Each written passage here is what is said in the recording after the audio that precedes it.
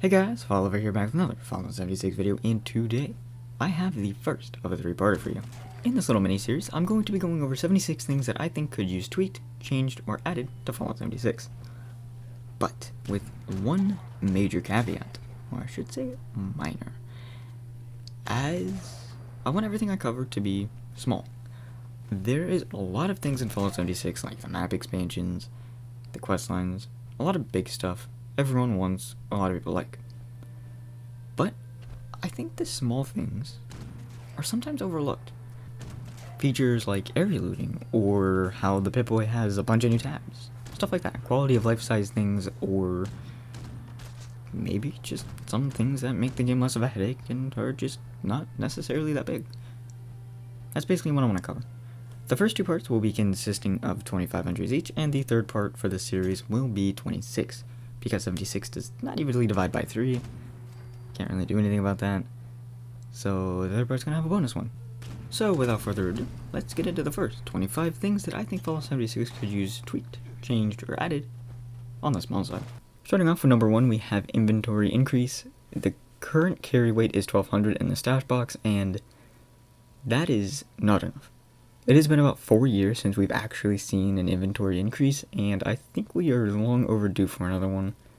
Now, I don't know what they should raise it to personally, but 1200 is not enough currently, because there's a lot of stuff in Fallout 76 that keeps getting added that everyone just wants to fit in their stash box, and of course, as I'll talk about later, a lot of other things just share inventory space with the stash box separately, but just take up space in the stash box, so there's a lot of overlapping and just everything just completely piles up in your stash box. Next, I would like to talk about a build limit and radius increase. I always have build projects in 76 where I need just a little bit more build limit or radius increase, so that's where I stand on that. I really wish that this was just a little bit bigger. I know a lot of people out there just want a really big radius or a really big limit. I don't think we necessarily need that, but I do think it would be cool to see just a little bit of an increase to both limit and radius, even if they're not too big. Something. For number 3, I would like to see a currency limit and daily limit on those currencies increase. What I mean by that is, I think we should be able to get more bullion, script, and caps per day, and also the limit should be raised on how much you can have at a given moment as well, because both of which are pretty low. Both how much you can have and how much you can get per day. So I think getting a raise on these would be very well appreciated, and I definitely would appreciate that, because honestly, they just kind of stop you from doing what you want to do sometimes. For number 4, I would just simply like a Brotherhood of Steel vendor that sells daily ops rewards, because as it is currently, you have to play a lot of daily ops and hope to God that you get the right roll.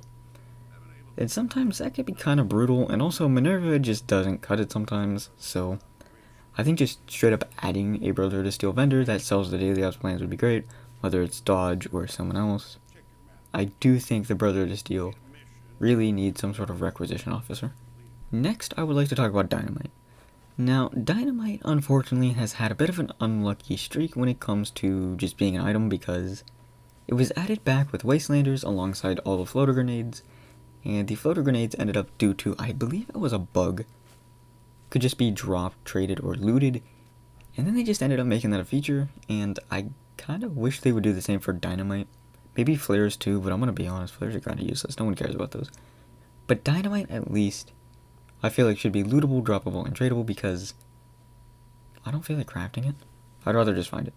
For number 6, I would like to talk about unreleased/cut attachments. If you don't know or don't look past what Fallout 76 shows you, there are actually attachments that were just straight up not released, such as reflex sights for the pump action shotgun or a suppressor for the 10mm submachine gun. Alternatively, there were also guns that were in Fallout 4, such as the combat rifle that had a 308 receiver that just did not actually get one in this game. I don't quite know why these aren't added or were not added, but I feel like that would just be such an easy addition. And if you need a little bit more further evidence that proves my point that there are actually cut attachments, if you look at some of the Atomic Shop previews for items, you will notice that sometimes they actually will include an attachment that you cannot get in-game, such as, once again, the reflex for the pump action shotgun, or the, I guess, ring sight for the 10mm submachine gun, which looks way better than the one in-game, but alas, we don't have them yet. For those of you who are familiar with Fallout 3 and New Vegas, you might also remember that those games also had a weapon degradation system, just like in Fallout 76.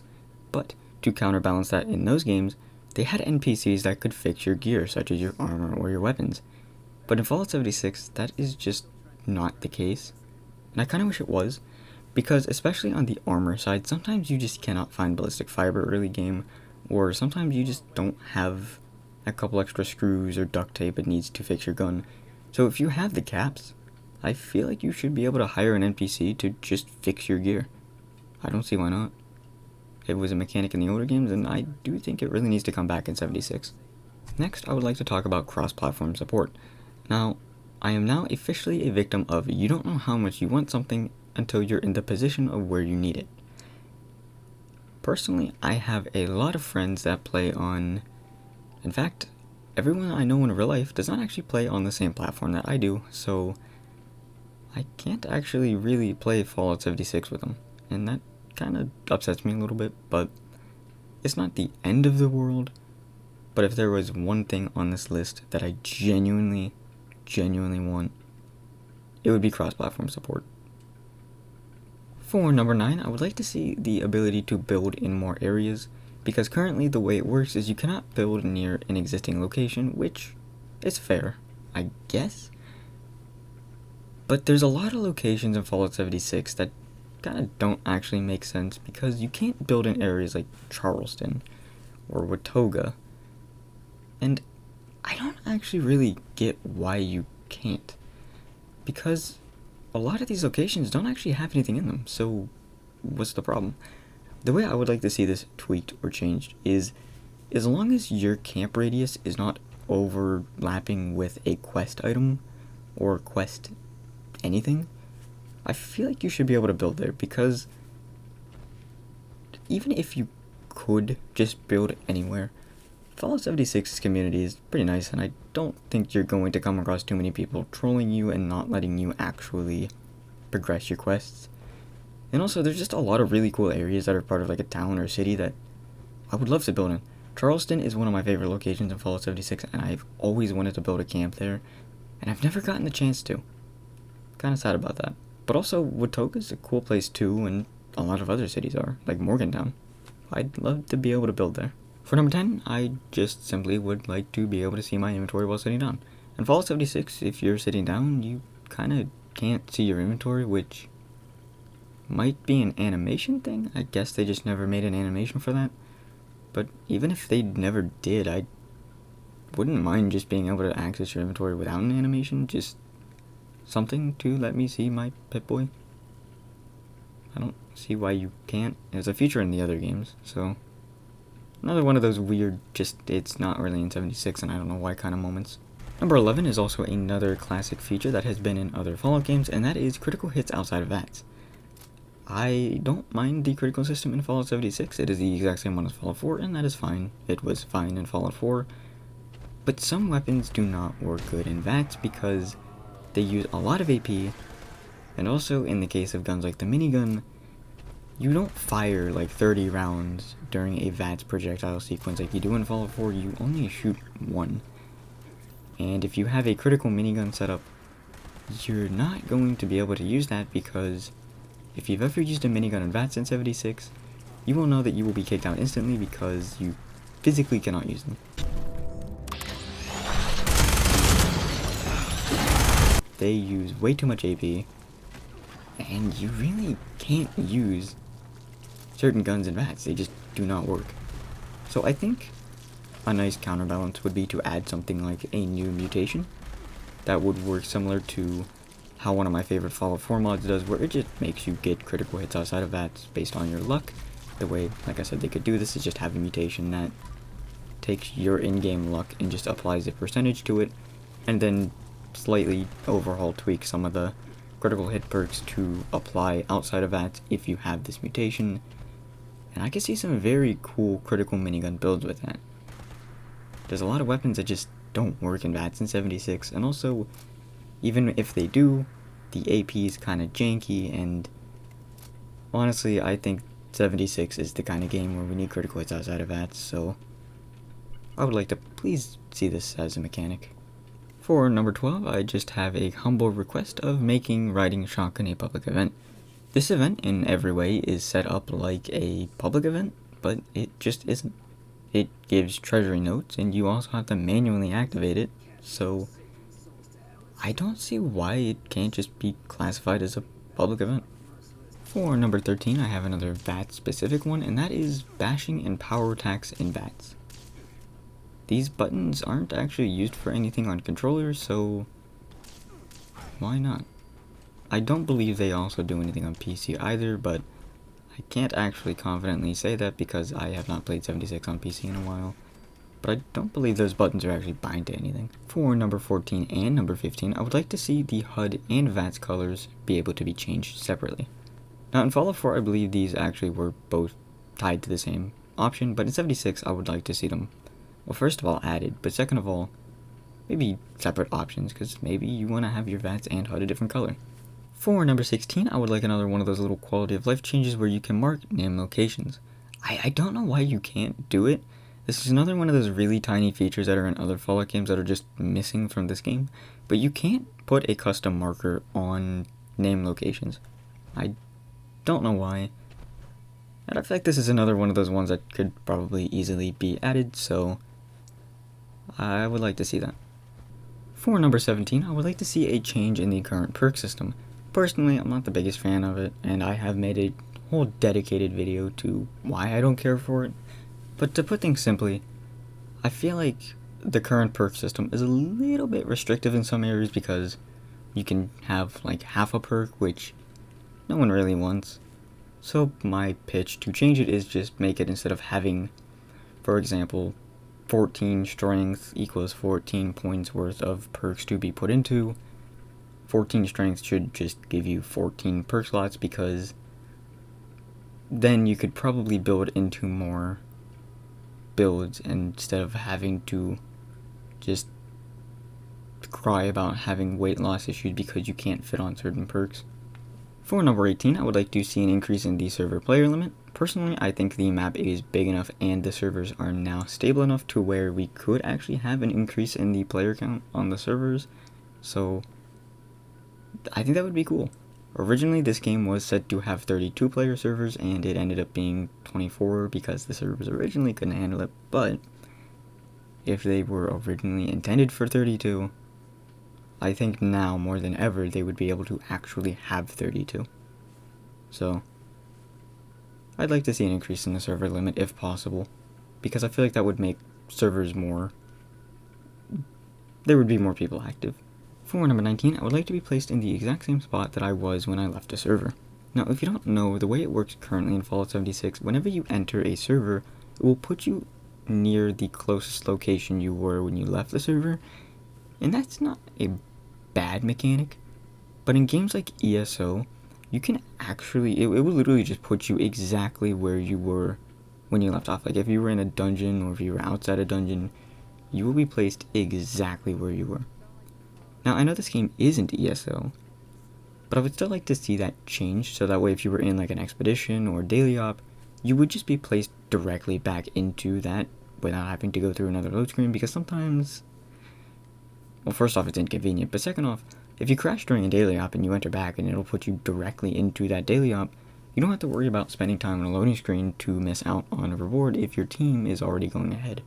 And if the current excuse is that you can't because you might load inside of another player's camp, you can literally load inside of the floor of your own camp, so I don't quite see why this can't be a feature.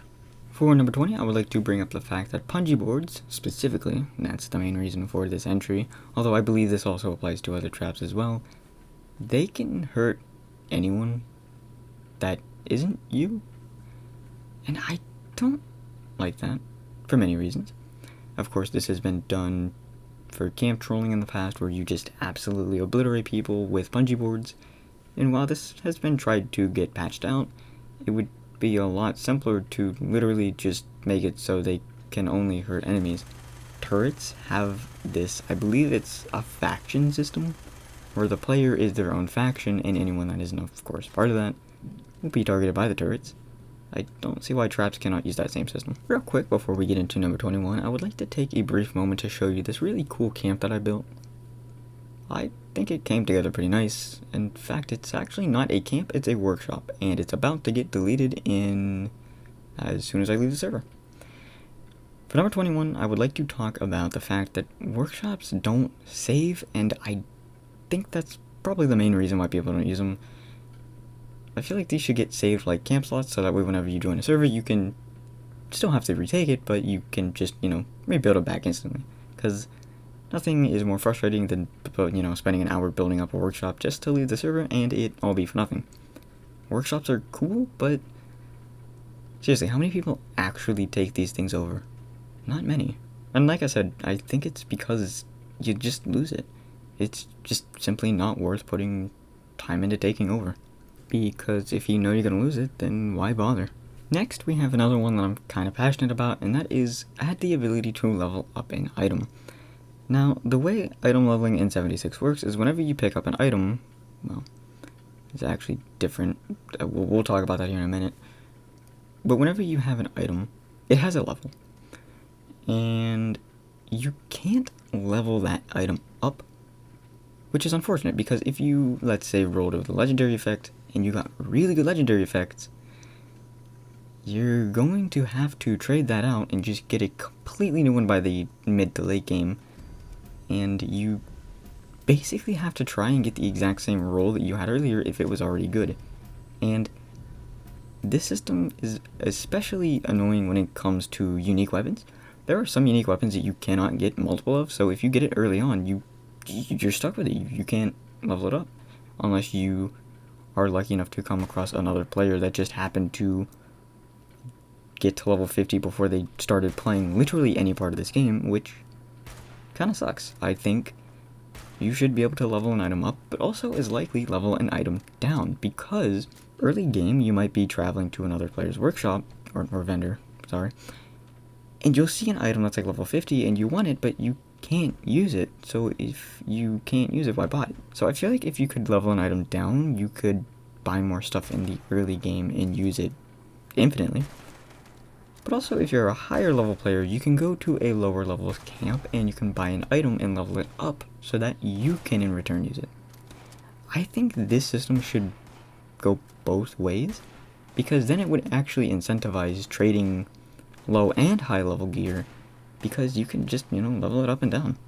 Now, Fallout 76 has a lot of Atomic Drop items and Atomic Drop bundles, and sometimes you might miss a bundle or two because you didn't play during a certain week.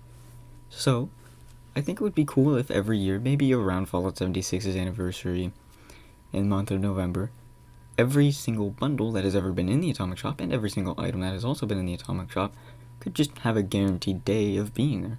So not only the Atomic Shop could be just jam-packed full of everything, but also if you miss out on a bundle that you really want or an item that you really want, instead of having to wait years for it to have a chance of coming back, you have a guaranteed day in which you can get stuff. Also, I feel like just having a day where you can buy anything that has ever been in the Atomic Shop would also just help with monetization. Like, you can really just buy anything at that point. Next, I would like to talk about the Nucle Launcher. This thing is a very good weapon, and if I'm not mistaken, is the only scoreboard weapon that you could get that you actually can no longer get. Every single scoreboard weapon that has been around after a season ends will just be added to Bullion or Stamp rewards, but this one has not. I do not believe there is actually a way to get the Nucle Launcher if you missed that season, therefore making it the only weapon that you can't get that is from a scoreboard.